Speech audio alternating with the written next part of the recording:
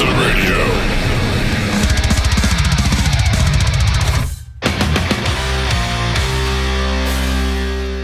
What's shaking, everybody? My name is Thomas. Thank you so much for tuning in to another awesome episode of Evisceradio. Byzantine need no introduction, but just in case they do, here's the news. They're the best example that I've found so far of a band working hard and getting dope-ass results. What you put in life is what you get back, and these guys are underlined and exclamation pointed in terms of my search for great music so far. Their first 3 albums were released under Prosthetic records, namely And They Shall Take Up Servants. They break up, some years go by, they come back with a vengeance, man. They release their self-titled album and 2 releases to Resolve without any support from any label. Just the fucking love and appreciation from their family, their friends, and their fans. And the proof is in the pudding, man. To me, if a band comes back after a big breakup and calls on what they love and what they need the most and what makes people rich in life to support something that they want to do for themselves to live the best life possible, is releasing music like this with no support but the love that they get. It's fucking awesome. And then they get the attention of MetalBlade Records. They release Cicada Tree, which is also fucking super sick. They survive COVID. They come back. They're releasing an EP. They're playing the shows. They're kicking all kinds of motherfucking ass. And also, on a more personal note, every once in a while, there's like an album that I can place that means a lot to me, and whether it sort of showed up at a pivotal time in my life, or you know what I'm talking about. The self-titled album showed up right when I needed it the most. It was when there was like no sun at all, both metaphorically and literally. It got me through some hard times. It set the bar for the type of dope-ass music that I look for today, which is saying a lot because you can't find anything that is even close to Byzantine, man. I'm telling you. If you haven't heard anything about these guys, then you gotta stop watching this shit. Go to YouTube, check it out, come back and watch what I'm sure is gonna be a dope, sick interview. Can't fucking wait. Been looking forward to it for quite a while. So, yeah. Without further ado, kick back, relax, and fucking enjoy what I'm sure is gonna be an awesome conversation.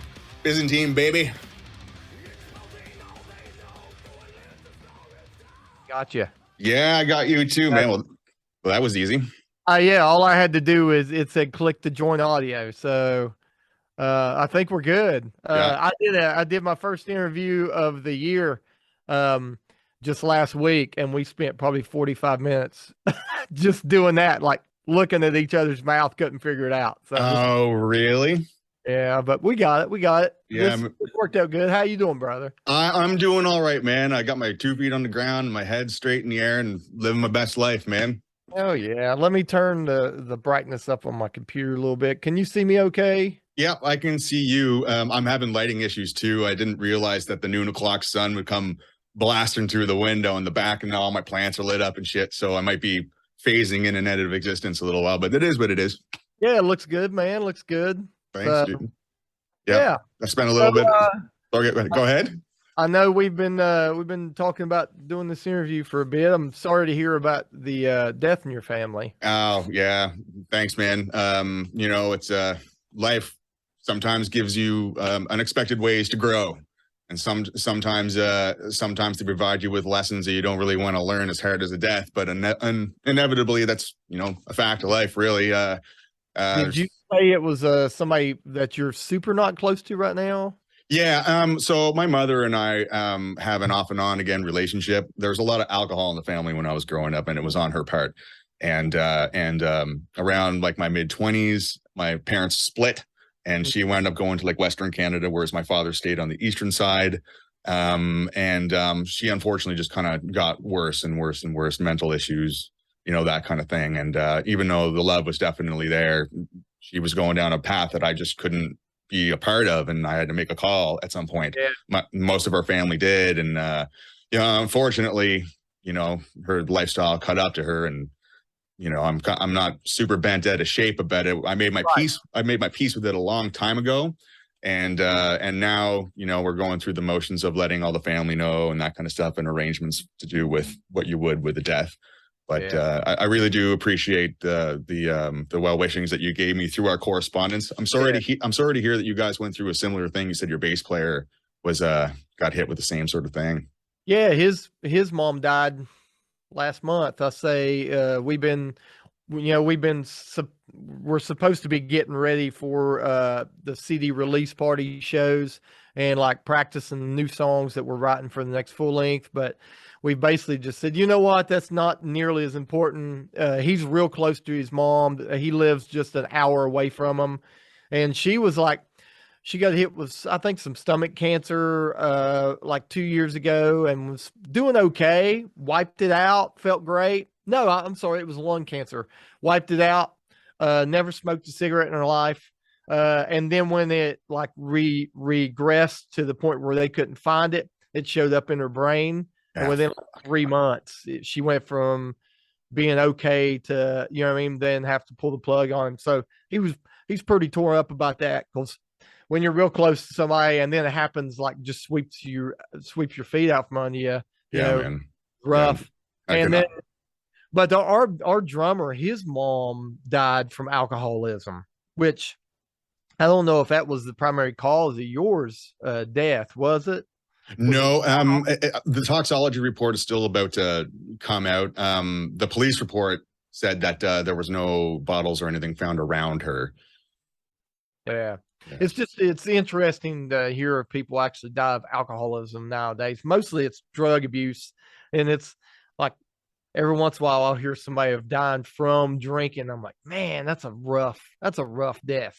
Because I Yep. love to drink. I Yeah. love my beer, but luckily my body tells me like, okay, you're getting ready to get hungover. Let's stop.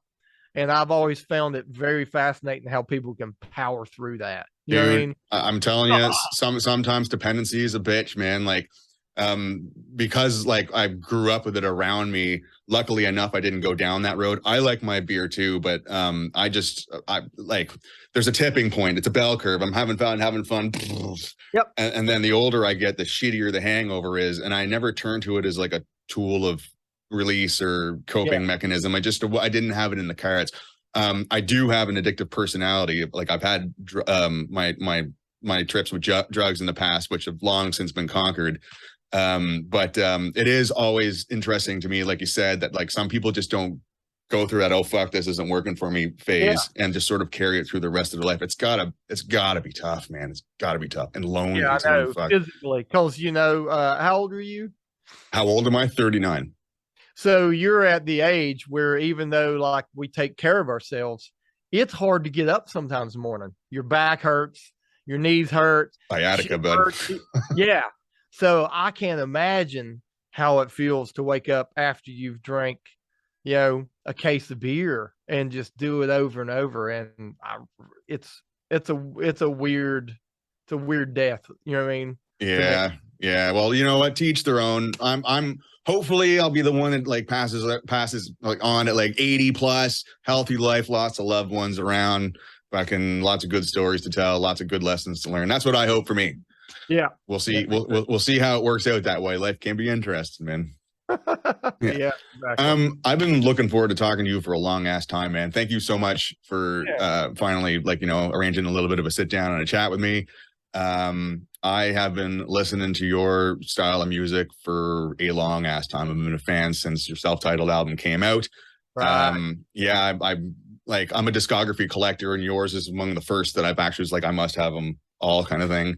I noticed that on Instagram you made a post, and I was like, oh, he's got like almost everything we've released. That's killer. Almost. I think so. We can go down them. Which one? Well, which ones do you have? I know I saw every full length album we had. Yes, I got all the full lengths. Got all those. The demos are only things that you're like lacking on, which those are hard to find. Are they? We only made like some of them. We only made like 250 copies. Oh yeah, sure. I'm finding that with a lot of bands that I'm into is like the old school stuff that they brought up in the first place, which has got like 100 cassettes out or some shit. You know what I mean? I'm like, fucking good luck finding those. Yeah, exactly. You guys are dropping an EP with some of those old singles or old demos and stuff coming up. Black Sea Codex. Black Sea Codex. Yeah, that's the main reason why we put this out, is because We know a lot of our hardcore fans. They really enjoyed some of those old demo versions, which being an audiophile, I have a hard time going back and listening to our demos because all I hear is the flaws. Of course you But do. I thought that it would be really neat during this pandemic and our downtime to maybe cull some of those that we never re-released and try to polish them up, because I thought the core of the songs were pretty good. So that's what we did for this one. We grabbed 4 of the demos that we had never re-recorded on a major album and redone them. And man, I'm really happy that we did it and spent the time on it, because some of these songs we breathed new life in some of these demos, and yeah, I'm really excited about it. Yeah, me too, man. I can't wait for it too. There's actually, it's funny I mentioned that's like some of your older material that's coming out on this new thing. Some bands that I'm following are doing the same sort of thing, new spin on the old shit. And I love reimaginings of pretty much everything they're doing with movies. It's happening with music. I know there's I guess you could weave nostalgia maybe on your end more than me, but like fucking it just sort of brings back the past to the present with a little bit of like modern flair to it. Like fucking good shit. Yeah, nostalgia, it's big with music, and like you said, with cinematography too. That's why a lot of the movie industry has been making billions of dollars going back and just doing every 80s and 90s horror flick over again. But in terms of music, one of the first albums I ever bought that did this was, I believe it was Return to Apocalyptic City by Testament. They went back and redid a lot of their older songs on the first and second album, and they like re-recorded them, and they had a new drummer, and it sounded like fucking like a 10-ton hammer. And I was like, man, that's killer. But that was a long time ago. And then Catatonia just released a new album that had maybe about 15 or 16 tracks. Most of them were pure form demos, but I think they re-recorded 1 or 2. And I just thought, okay, maybe it's time for us to do something like that. So since we had some songs laying around that nobody had really heard, and they were so shitty recording wise, and now I'm in my recording studio, and I was like, okay, it's serendipitous that I need to do this. Oh, absolutely, man. It'll be a cathartic release. Yeah. Dope, man. I'm really happy that I'm really happy you guys are reaching back and bringing back some of the good shit, man. Yeah, it's interesting. I'm, even though we're explaining it in full detail when we make posts on Instagram and social media, we still get people posting under there like, I don't know if I like the new direction, man. And whatever, like, son. Yeah, exactly. Whatever. These songs are older than you are. It's not a new direction. So I find it interesting. But some people are like, oh my God, this, like the new single we dropped with the music video is called Purity. Yeah. And a lot of people are like, this sounds like it fits in your discography now. I can't believe you wrote this song 22 years ago. Fuck yes. That's a great response. Yes. Yeah. It feels like something that would have been on Cicada Tree. Yeah. Okay. Great. I love that album, man. So, sorry, go ahead. So that was a real fun song to redo, because if anybody went back and listened to the demo of Purity, I completely butchered it with my vocals. I could not sing when I was in my 20s. No. Like I did that demo when I was 27. And, at that time, all I was trying to do was sound like, Phil Anselmo and Kyle Thomas from Exhorder. Sure. So when it came to actually singing with clean vocals, I didn't have the training.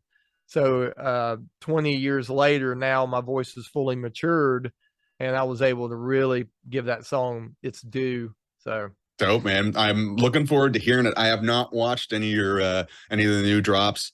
I'm and there's a reason behind that. I'm a like a album collector, and if there's a single out, great, and so on and so forth. But I will pre-order and have that stuff show up, and then I leave it on the table for me to digest as it package, as it was meant to come out, kind of thing. And then I make my own interpretations on it there. Like I like to wait for it in the mail and fucking open it up, and it's finally click play. Yeah. That's how we did it. Ain't it? That's how we do it. Yeah. I'm the same way. I do. I'll check out singles and stuff from bands that I follow, but I do always find it very much more fulfilling when you get the package, listen to it front to back, make your own interpretation, and then be like, digest it, be like, oh, I love how song 2 flows into song 3. You Oh don't get that yeah. when you're on SoundCloud, or I know whatever. it's totally lost with these new mediums of how one digests their music. I did the Napster thing. I downloaded the MP3 stuff, and it takes the magic out of it. Like an artist puts out music just so in a package from start to finish, the way that they meant it to be heard, Yep. and then person buys it, plays it, and then they, like you said, have their own interpretation of it. I think that's the magic of the whole music. That's the magic of music. I'll be interested then once it comes out and you get to hear the full thing, and then maybe we can chat again. And you can tell me, how you interpreted the Absolutely. 6 Absolutely, man. That'd be a great ass idea. I can't wait to get it. I'm gonna be playing. I'll be waiting with bated breath, man. Also, when we were doing our back and forth a few months back, I had no idea, and Gia mentioned this, but you guys were coming out of a hiatus.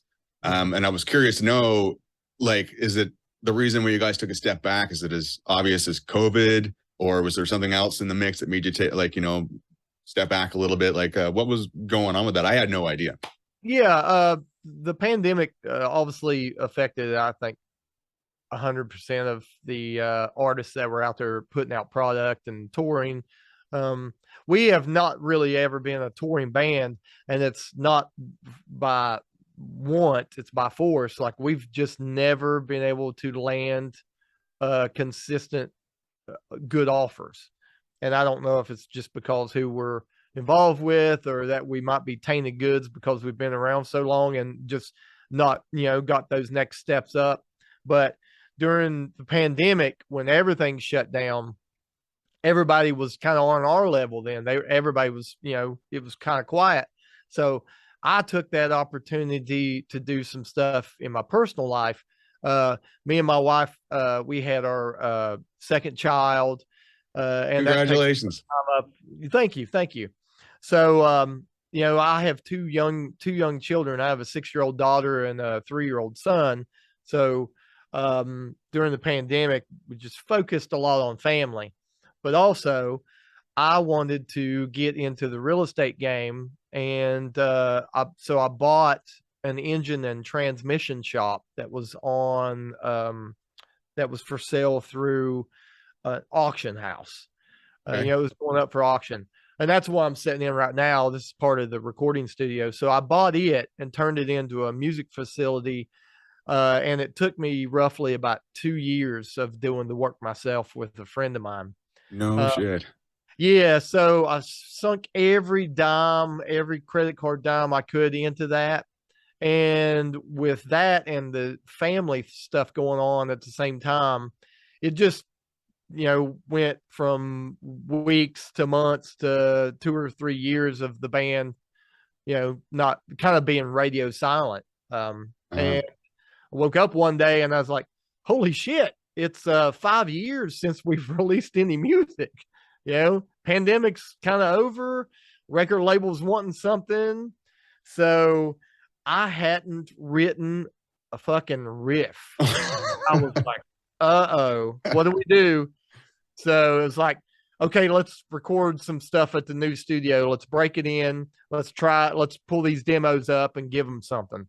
So that was, it kind of just snuck up on me. Like 5 years went by of doing family and life stuff. And yeah, really, right? Yeah, it happens. So, Dude, it happened over here too. I was super busy with what I was doing for work. I would lose myself and work for better or for worse. And I had no idea what COVID was until I got called into a staff meeting, and they're like, we're shutting production down. And then that was it. Everything was on hold. And same sort of deal. Like, I kicked the Evisceradio stuff into high gear with the radio show that I do. And then I turned inward to make myself a better person. I took on healthy eating and like proper exercise. So I sort of version 2.0 in that sort of sense. But like you said, time flew all of a sudden. Like in the midst of that, I wound up in Toronto. You know what I mean? I found a window in which the plague wasn't so killy. I wasn't dropping everybody. Yeah. There was a moment in Ontario where I could pack my bags and get out of here. And then Wow. by the time COVID became like a bit more of like it is what it is sort of situation, I wound up being here, putting stuff up on YouTube and meeting new people and taking another step into a different alternative version of what I do for a career. And fucking 3-4 years later, here you are. It's really refreshing. It's really refreshing to know that like during COVID, you managed to keep it super productive. Like on the topic of your studio that you're sitting in, you said that you worked on it yourself with some friends and shit. Like you didn't contract that out. That's you. No, I every piece of drywall, every run of Romex cable, every piece of plumbing, I did. Yeah, hell yes, I, man. I am in my day job, I'm I'm a general contractor. I run a kitchen and bathroom business, Oh and no shit. I do a lot of the work myself. Now, like I contract out a lot of that, like the stuff I don't like to do, the demo and the drywall and the plumbing. But with this building, I had I had a desire to have my hands on every piece of it, and it's still a work in progress. There's foam insulation kind of falling and hanging, and there's Cat 6 wires strewn the wrong way, but it was such a labor of love that I was like, I want to do this. That way, when I walk away from it, people can be like, ah, dog, that dude built this himself. Fuck you, man. Yeah, there's a little bit of pride involved in that. But it's good to know, like, and like you were talking about, it sounds like even though the pandemic was, awful for everybody, somehow Thomas came out of it a better person.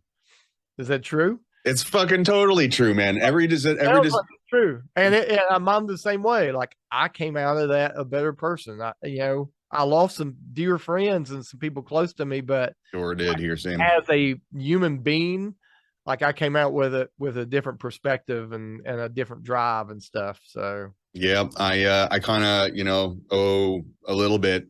I mean, it's unfortunate that I'm going to put it this way, but like if it wasn't for the pandemic, I could still be in Nova Scotia doing what I'm doing right now, and mentally and physically as well. Like it was getting to be too much. And like everybody, pandemic or not, needs to be able to step away at some point and reevaluate and reflect and find a need to improve. Sorry. And it was through that massive long break that I was like, this is the chance. This is the chance for me to really turn things around. So props for noticing. Yeah, man. Yeah. I know improved energy when I see it, and you're really bouncing off the computer screen here with it, man. So Sure. like my hat's off to you. I read a lot of interviews and stuff during that time of musicians going the other way, like literally losing their marbles because they were taken off the touring scene, and then they were thrust into a home life that they hadn't spent enough time on, and they didn't end up doing well from it. Mike Patton was one of them. He had a lot of psychological issues from the pandemic, just from being home, not knowing what to do with himself. And he's just one big example. There was a bunch, but it's weird how like when shit falls apart, some people fall apart with it and other people reinvent themselves. Well, it's funny you say that too, because there's something to be said for like getting it right the first time, but sometimes the real magic is in like how you bounce back. Like if you fall on your ass and then you come back twice as strong, man, like that's sometimes you get a lesson out of that. For maybe if you won the first time, you didn't. You know what I'm saying? It takes a big person to be able to like bounce back from something that they're not used to. Like I know lots of people who ignored their own lives and their energies and their mental states until COVID happened, and they kind of imploded. They changed careers, got divorced, like just shit went bad, and some people never really came back from that too. It's a shame that it works out for some people in a negative way than it does for others, but I can only speak for myself. And I'm grateful for that. I had the strength inside to be able to portray that outside. You know, the energy's in the right place. It attracts the right people, and you know, so far it's led to like some really dope ass interviews. That's killer. Good. Yeah, Good. yeah. We spoke about passion projects and stuff like that a second ago, or you'd mentioned the word. I was hoping I could touch on your guys' self-titled album for just a second. Mm-hmm. So I discovered you guys around that point, and prior to this interview, I did like a little intro speech thing that I recorded, and I said that every once in a while a band will release an album or have an album already out, which sort of shows up at a pivotal moment in someone's life. And for me, it was your guys' self-titled album. It really did show up when there was like literally and metaphorically no sun, and it helped. Wow. Yeah, like I'll spare the details. It's a long ass story. It involves working in super northern Alberta oil patch where there's zero sun. Oh, so you're physically talking about no sun. Yeah, literally is no sun, man. You were getting no vitamin D. No vitamin D, eating shitty camp food and working in like oil, like working in areas that the earth forgot, just blasted earth. There's no trees, there's no wildlife, there's fucking nothing. It's like looks like the moon, basically. Oh wow. And I had a certain section of like albums and songs and whatever that just reminded me of that point. And again, namely your guys' self-titled. It helped a lot in a lot of ways, to which I thank you for. But I also know that in your shoes, after your first 3 albums, you guys went through a breakup and then bounced back with that and then moved on to the next. And I know that Byzantine is your passion project. And I'm curious to know that, like, you know, it had an impact on me in such a way. Where were you at mentally when you were like, you know what, fuck this broken up shit. I need to bring back what makes me feel good about myself now. And then moving on to whatever steps it took. Like, where were you mentally with that? That takes a fucking big ass bold move to be able to like do what you want to do, you know? Yeah, it sure does. So that was 2013, if I'm correct. Trying to remember Fucking how many years ago was that? That would be 9 years ago. Was it 2013? 2013 is when that one came out. Okay, yeah, about almost 10. 10 years. Yeah. So I'd have been 37, 36. Okay. So I think at that point, you know, we had went through almost a 5-year hiatus from the band, and the breakup was, I would say, my fault. And really? yes. Yeah. It was my fault. And if you want, I'll go into it very shortly why we broke up. Yeah, please, man. Like, I mean, if it's something you're comfortable talking about. Oh yeah. I'm an open book. So when we released our 3rd album on Prosthetic Records, which was called Oblivion Beckons, we were on the cusp, right on the cusp of like taking off, because we were getting tours with Shadows Fall, God Forbid, Kitty, playing with Lamb of God. We were doing all the shows, everything that was needed to do to get us to that next level. We were having some inner turmoil in the band. I was married to my first wife at that time, and she wanted a child, and kind of put, you know, there was a lot of pressure put on me to pull away from the band and start focusing more on the family. Okay. So at that time we had a booking agent, we had a tour manager, everything was going right for us. And I dropped the bomb on the band that I didn't want to tour anymore, that my family needed more attention. And I remember I did that on the road one time to a show in Virginia, and we had a giant argument in the van. Everybody basically turned on me, and like, especially our lead guitar player, he had just got divorced. So he was like, I'm all in. Yeah. All in. Let's take this band to the next level. Sure. 2 months later, I'm like, I'm out. We're going to have to stop playing shows, and let's just play music. And they all were like, fuck you. Fuck. You know? Yeah. So I made that decision, and we were still in the studio recording Oblivion Beckons at that time. We had probably recorded half of the tunes and had to break off and go out with God Forbid and do some things and come back in and re-record. We came back in. It was never the same. Me and my lead guitar player who started the band with me, we couldn't even be in the studio at the same time. God damn it. We finished Oblivion Beckons Fleetwood Mac style. He would go in, I would go in when he was gone. We everybody got their songs on there. We didn't do any pre-production. That's why the album's like 13 songs long, because everybody's like, I'm getting my last song in there because if we're breaking up. I didn't realize that. Yeah. So, and then as a final FU to our record label, who we weren't having a good time with at that point, which was our fault because we were children. We broke up the day after the album came out, which royally screwed Prosthetic Records. They had all this money in marketing and everything, and we just said, we're done. So basically, we blackballed ourselves from the whole industry. And then while all the other bands that we were friends with, Lamb of God and all of them was taken off, we decided to jump ship. And for 5 years, I carried that burden with me that I've made a big mistake, because within a year after that, I was miserable. I would imagine. Yeah. Yeah. I mean, I had my first child, and I was just being a regular, staying at home dad, just delivering pizzas, I think, for a local pizza place. But 5 years into it, I said, I told my wife, I said, I'm writing new music. I think we're going to get the band back together. And she's like, okay. So started writing the album, and then me and her divorced right after it came out. Fuck's sakes. She kind of bounced, things went south on that.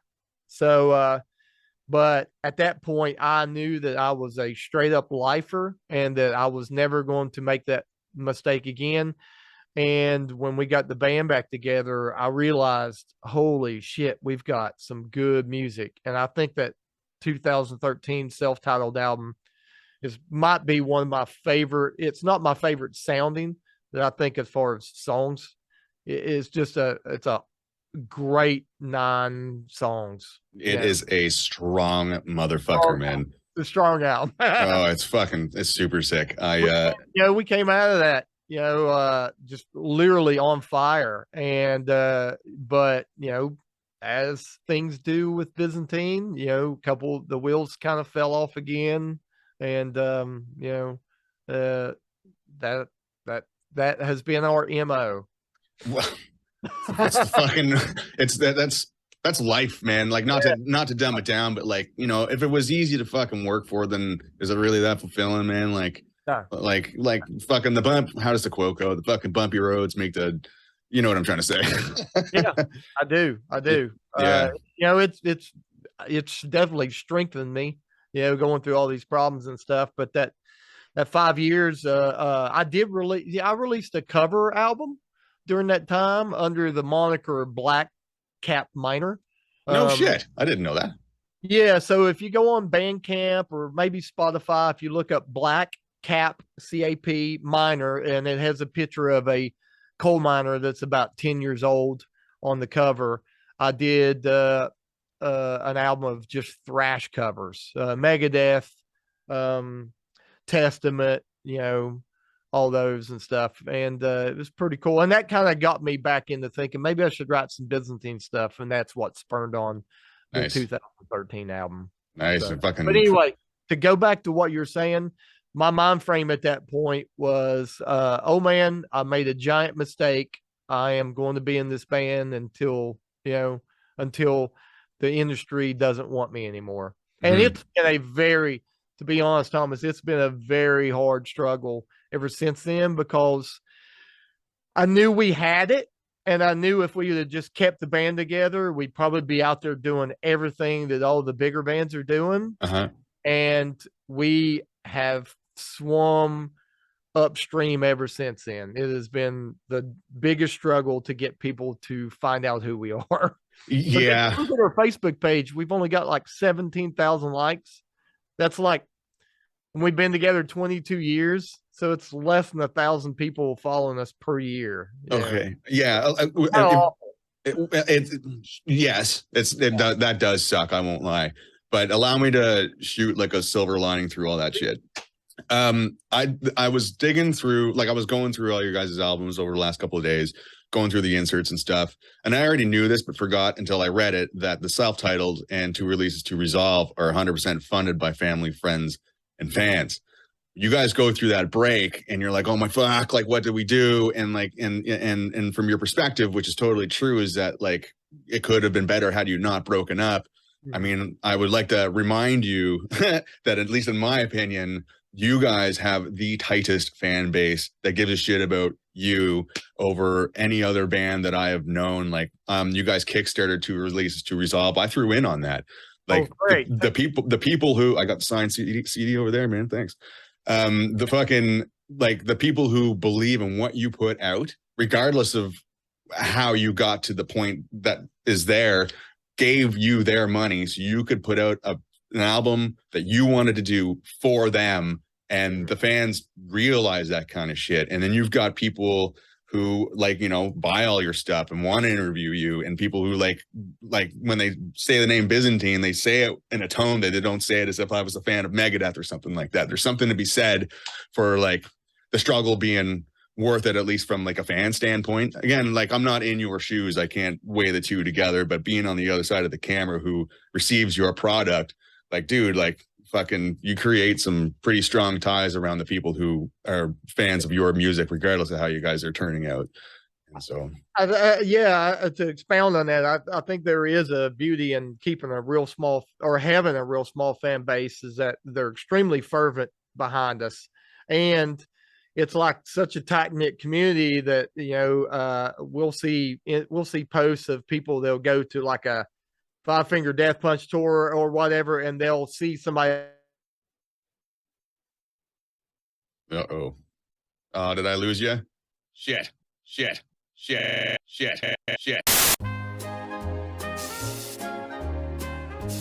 We back? We're back, man. What happened? There must have been an internet issue here at the facility or in the neighborhood or something, cause I checked the Wi-Fi and everything on my phone, and everything was down. Oh, shit. Yeah, I could have had, you know, one of the cable company could have been outside trying to disconnect a tenant next door and get the wrong guy or something. Fuck's sakes. I thought it was me. I don't have internet in this space. Fucking everything is hotspotted from my phone, and I was like, oh, this is the first time that this happened. Fuck. But well, we'll just I'm sure you can splice all this together, and we'll do a part two. And I'll have a hilarious seeming thing there. We'll make it fun.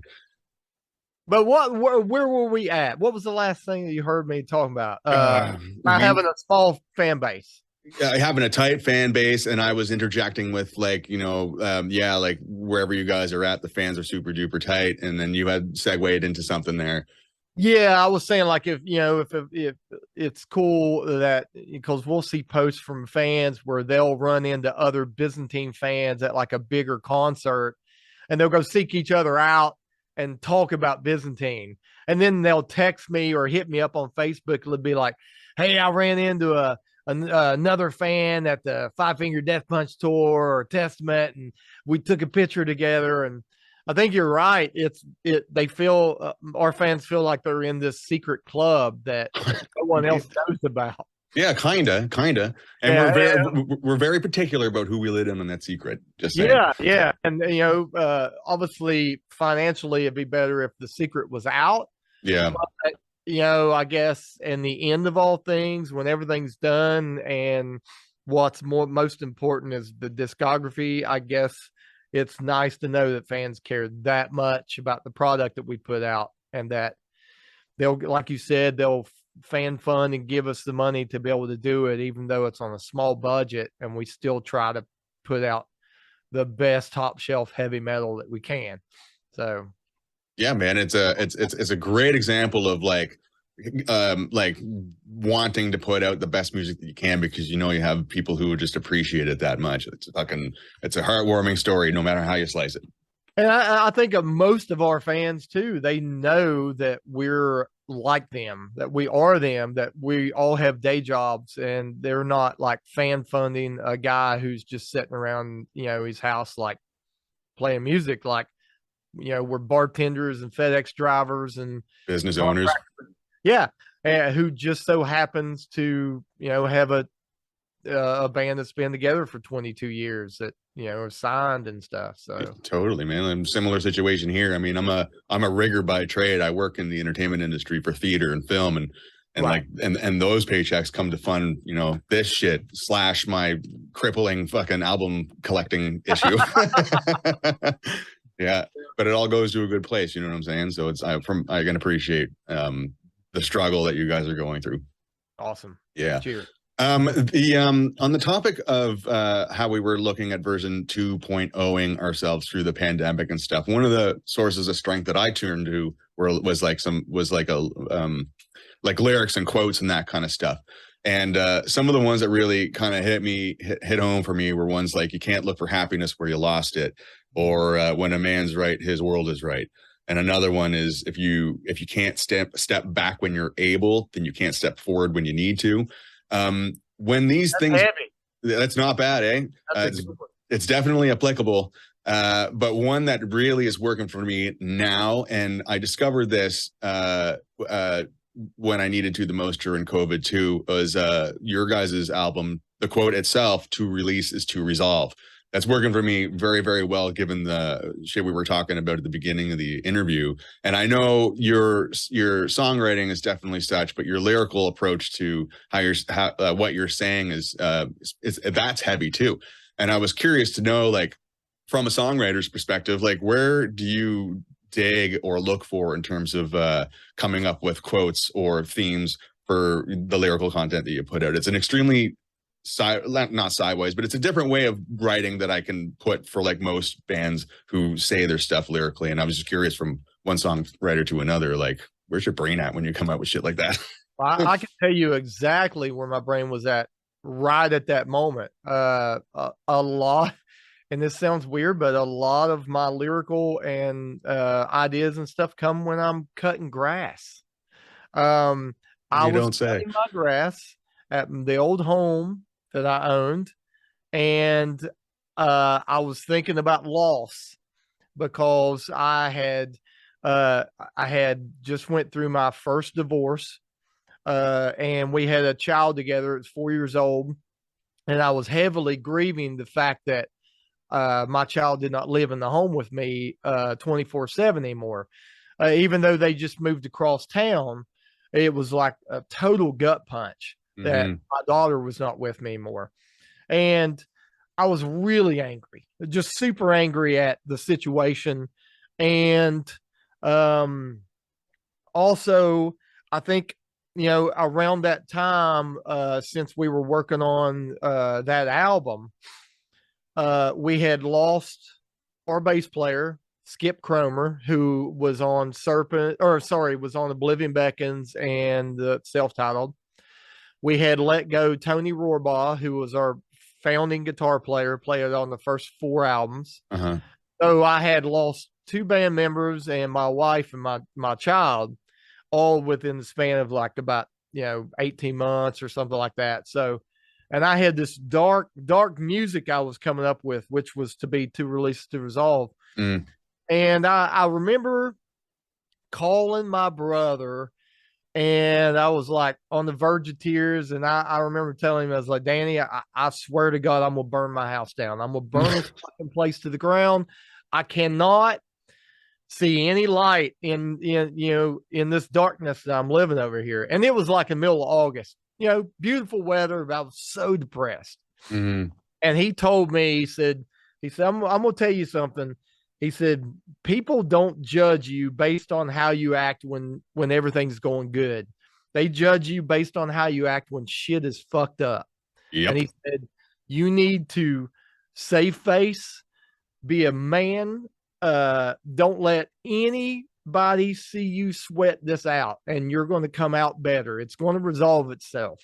So I just remember cutting grass one day out there and thinking, I need to release this in order to resolve all these issues.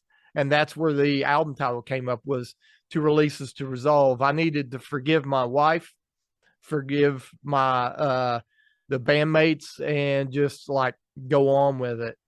Oh shit. Yeah, so I tied that to there.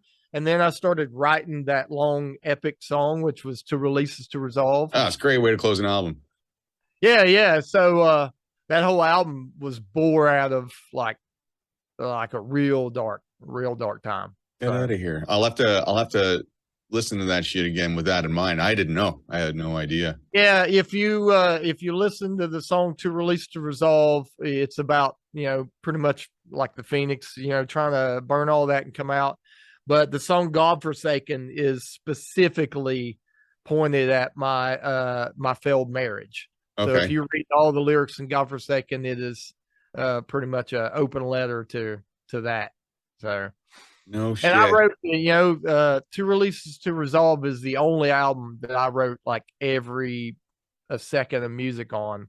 We were going through all this transitional period with the bass player and our lead guitar player leaving. Our drummer Matt was really heavily on drugs at that point, and he had checked out writing anything. So I had a new bass player, had a new guitar player, and neither of them felt super comfortable about writing. So I was like, man, I got to do this all myself. All right, here we go. Well done, man. Under your own power. Holy fuck. Thank you. Yeah, no shit. Was Cicada Tree the same way? Did you write all of that aside from the covers? We actually, at that point, Hendo, who is our guitar player now, he's been our guitar player since To Release, and our bass player at that time, they both decided to write. And no, I had some contributing writers on Cicada Tree. Hendo comes from more of a rock and roll background, Joe Satriani type stuff like that.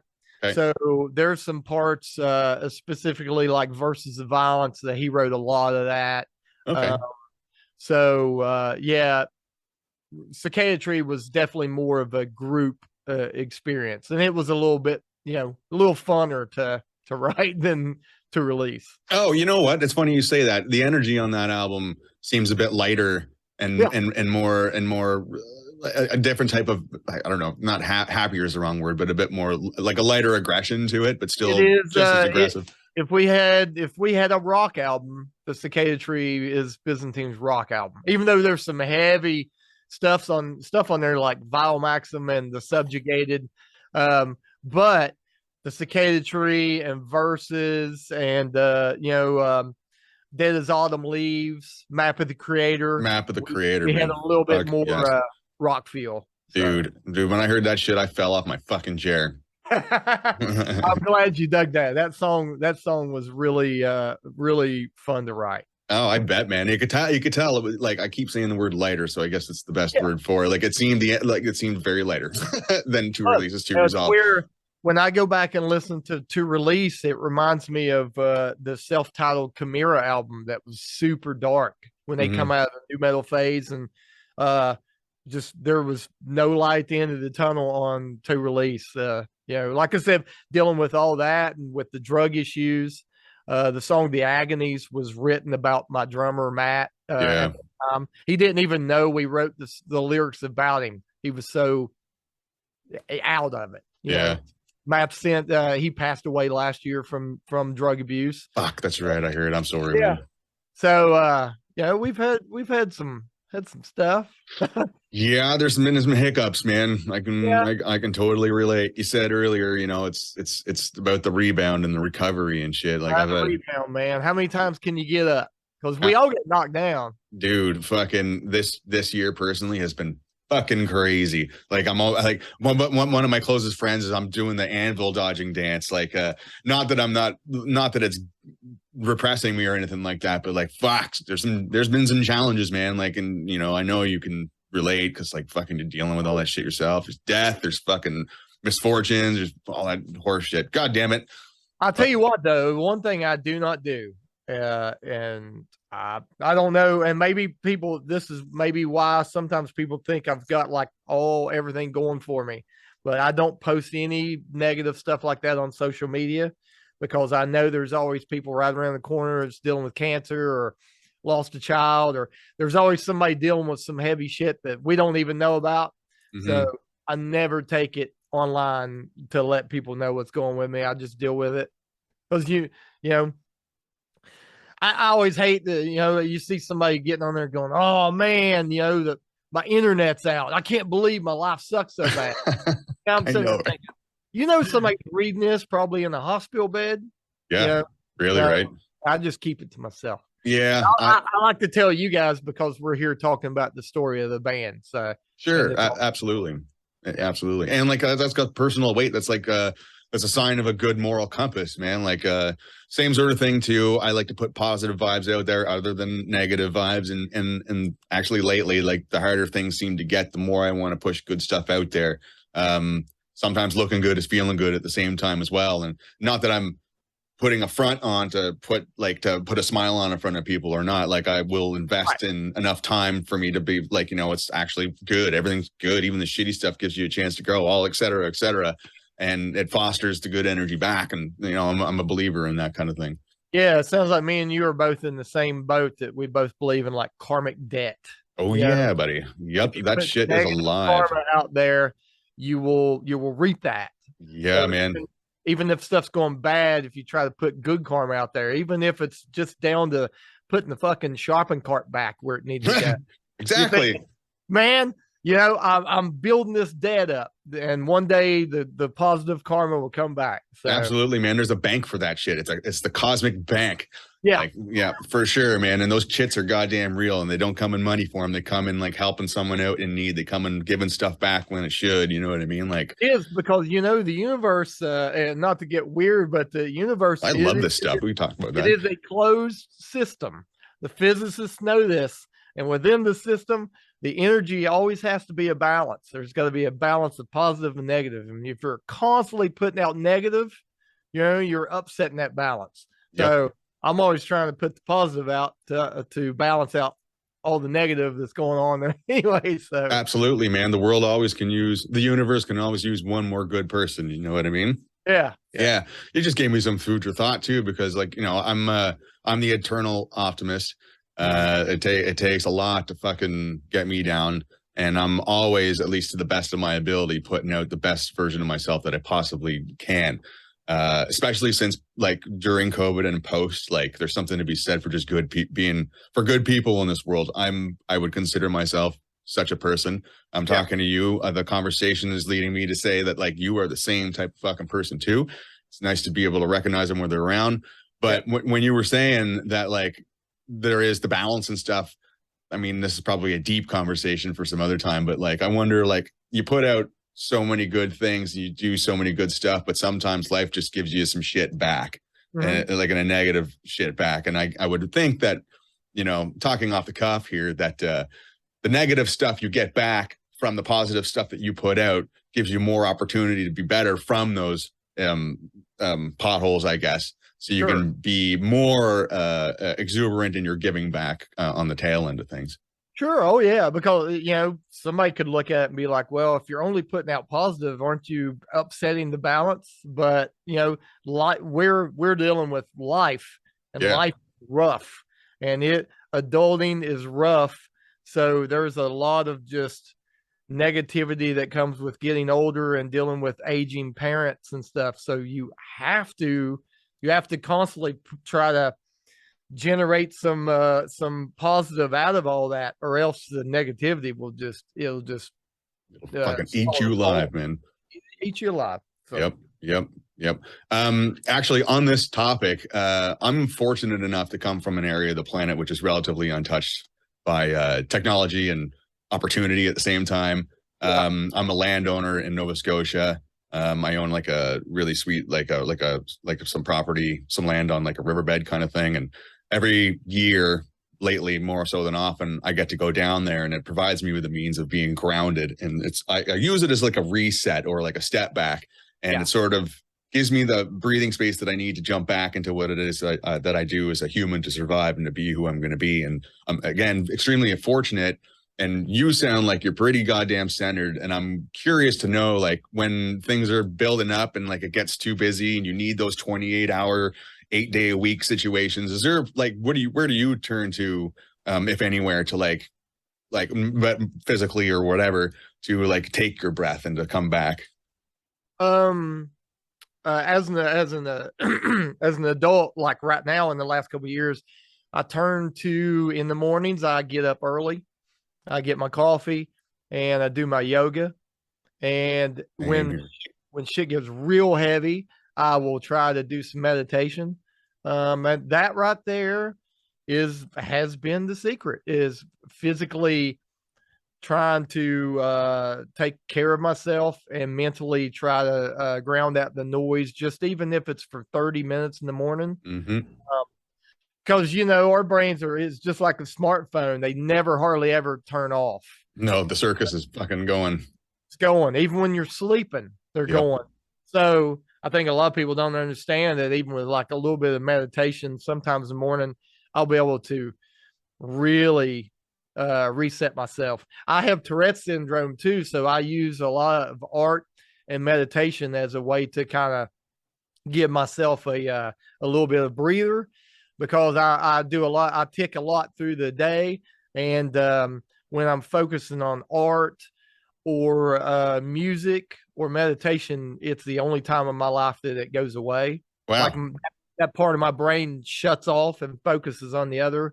So that's why I really need to keep doing what I'm doing. Otherwise, I'll be wore out. Yeah, no shit. Get out of here, man. I had no idea. Yeah, a lot of people don't. Yeah, I hide it very well. Well, I wasn't really looking for ticks. Yeah. It sounds like your routine does wonders for you, like the get up, the coffee, the yoga, same sort of deal. I'm an early riser. Yeah. I get in my me stuff before most people are out of bed, and like I'm going to work at that point. Like up, coffee, some reading, exercise. I do stretch, yoga too, and then like almost in order without fail, and then out the door. And it gives you like, it helps you tick off the wins mostly before anyone else has really got one win off. You know what I mean? It's something to be said again on the topic of being the version 2.0 thing. Yeah. Yeah. Oh, yeah. I got a question. You said you're in Nova Scotia, like really kind of out. Are you in the area that any Canadian bands, heavy metal bands came from? Like, is Into Eternity from that area, or I don't think so. Maybe Maritimes. I'm not sure. oh, okay. I don't think Nova Scotia. There's No no big band that came from up there. no, there's no heavy metal bands that came up from there. None that have like been commercially touring around and kicking ass or anything. You're in the isolated area. Dude, I'm fucking yeah, I'm in bumpkin country, man. I'm not even from like the capital, which is Halifax. I'm from an island called Cape Breton, which is the northern tip of the province. I'm gonna look that up. Oh, dude, it's beautiful, but like it's like if you don't fish or hunt, you're fucked. And and so the people that do fish and hunt do well. So it's a very rural community. There's like one highway, and like there's a town here, nothing. Town here, nothing. All coastal as well. And like the road just goes around there. And the farther north you get, the more isolated it is. And like there's not much, like if you're not looking to keep it in the family and do the family thing, then like obviously you're gonna move.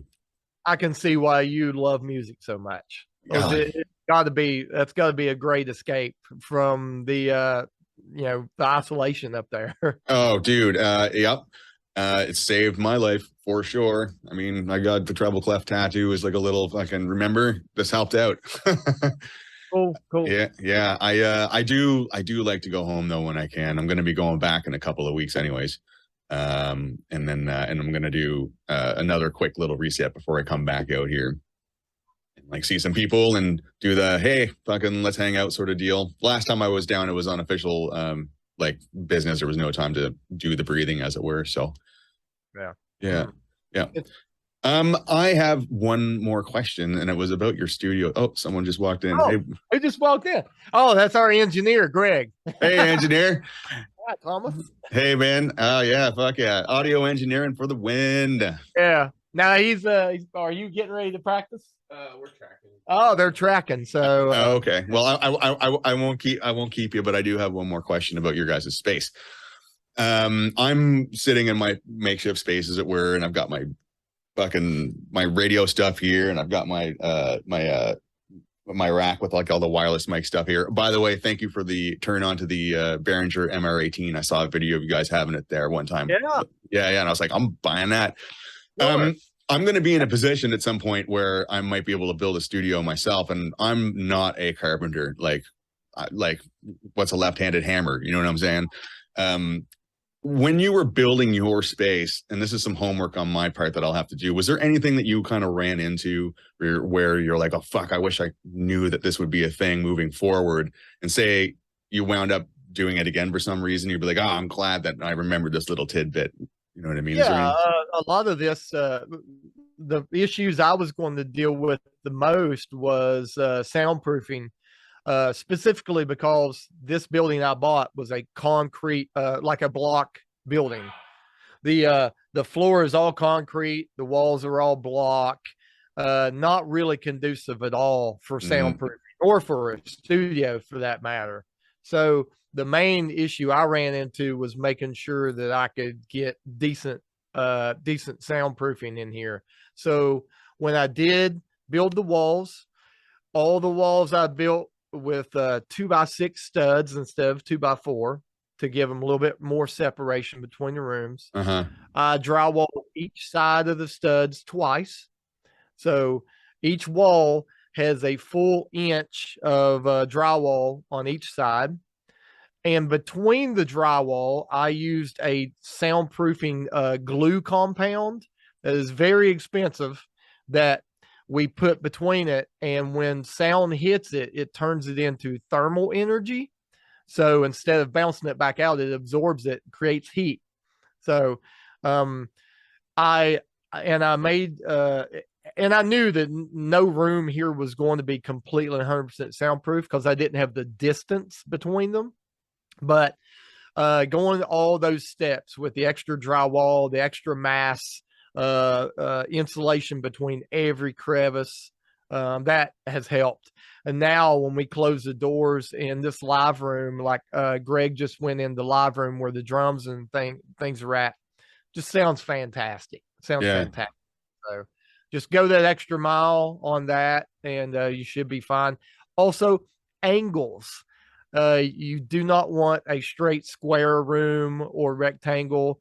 In our live room where our drums are at, we built one of the walls at a weird angle. So the room have a trapezoid. That way the sound that bounces around doesn't bounce around in like a normal consistent. Oh, yeah, get the fuck out of here. Yeah. So we got it was a rectangular room, and now one wall is just kicked a little bit off in a degree or two, and it helps diffuse the tone. So that's pretty much about it. No shit, man. That's awesome. I never would have thought of that. I mean, like I've been working in square rooms my whole fucking my whole life, really. If you don't have the ability to build new walls, you the only thing you could do would be to hang some sound dampening material at an angle. Sure. And you should be fine. Okay. It's way around. Yeah. So we invested a lot of money in sound reinforcing blankets here, so they're hanging from the ceilings and stuff. So oh yeah, right on. Fucking thank you for those notes, man. I didn't expect that at all. I'm gonna be looking for a house in the next few years, like I said earlier, and I'm gonna have like space in my live room, like the mixing room, that kind of stuff, and I never would have ever thought to angle fucking walls in a certain way. Shit, man, like you truly are an audiophile. No way. Yeah, it just helped, having a construction background. So. Yeah. Okay, granted, man. Not everything's perfect here, but it's still a work in progress. Sure. Well, you keep plugging away at the good things, man, and it'll eventually pay out. You said earlier that, like, you want to, like, once you, or if you walk away from that, you'd be like, God damn, I did that shit right. Yeah. And then when I sell the building, hopefully I make a shitload of money. Yeah. Yeah, man. That does help make the world go round. Yep. Sure does. Yeah, man. Okay. Listen, I'm not going to tie you up any longer. I thank you so much, Chris, for sitting down with me, man. I really do appreciate that. I wish you all the best and what's coming up. I'm sure it's going to kick lots of motherfucking ass. I'm going to be pre-ordering Black Sea Codex as soon as I get off of this interview. And I'll let you know when it shows up and have a listen. And if you want to sit down sometime down the road, maybe when it's out and some time's passed, like, I would love to have you back on, man. Sure, man. Thanks for being a longtime fan and now being a friend. Yeah. Thanks, man. Yeah. Thank you, friend. Welcome. All right. Talk to you later, brother. Yeah. Take care, man. Until next time. See ya. Peace. How's that for a motherfucking interview, man? Chris is a fucking sick dude. I'm really happy with the way that went. I hope you guys were too. Like I said before, I was looking forward to talking to him for a long ass time. Finally got the chance to do it. Yay for genuine interviews, man. Fuck yes. So Byzantine is across all social media platforms. Do yourselves a favor, go to their Bandcamps. They got Instagrams, they got Facebooks. Give them the much deserved follow, like, and ear that they have coming, man. These guys are fucking great. They deserve all the support they can get. You know, they're getting it from me truly. Hopefully this was an educating experience as to the dope people and the dope music that you can find out in this world today. While you're at it, please give Evisceradio a thumbs up, a like, a subscribe. Keep your ear to the ground because I got lots of cool interviews just like the one you just saw here coming up in the near future. I can't get enough of doing these interviews, man. I do it for you just as much as I do it for me and the people that I interview, man. So, yeah. Thanks again for checking this shit out. And if radio jams are your thing, I have a 3 p.m. to 5 p.m. Eastern Standard Time live radio show over at metaldevastationradio.com. Links will be in the description. It's just me and a microphone and a bunch of awesome music, plugging all the good shit that I can find on this planet.